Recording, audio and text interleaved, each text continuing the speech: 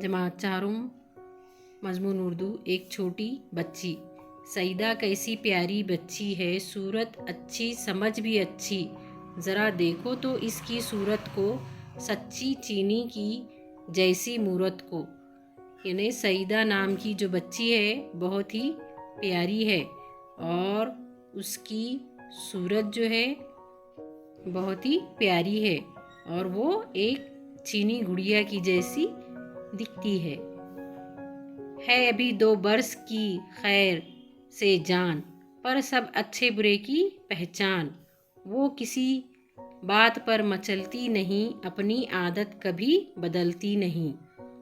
आरज़ू तो बहुत है बोलने की, यानी कि सईदा नाम की जो बच्ची है अभी वो 2 बरस की है, यानी कि छोटे बच्चे कोई चीज़ ला लिए, गुड़िया ला लिए तो फ़ौरन जैसा मचल के यानी कि फ़ौरन वो चीज़ ले लेते हैं या उसके तरफ राग़िब होते हैं। लेकिन ये बच्ची किसी बात पर मचलती नहीं, अपनी आदत भी बदलती नहीं, यानी कि कोई भी चीज़ लाने पर भी वो मचलती नहीं।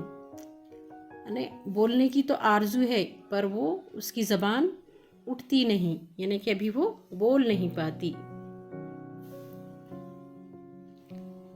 आरज़ू तो बहुत है बोलने की पर नहीं उठती है ज़बान अभी, नहीं मुँह से निकलते पूरे बोल, बोलती है सदा अधूरे बोल। नए आते हैं घर में जब मेहमान, देख देख देख इनको होती है खंदा, यानी कि जब भी घर पे कोई नए मेहमान आते हैं वो खुश हंसती है या खुश होती है।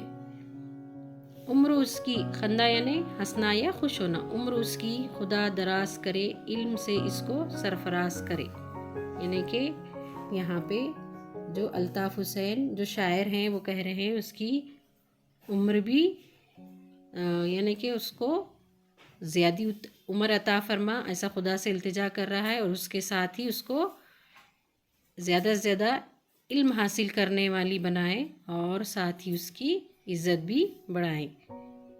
बस आज के लिए इतना ही। नज़्म को याद करें और उसको खुशखत लिखें।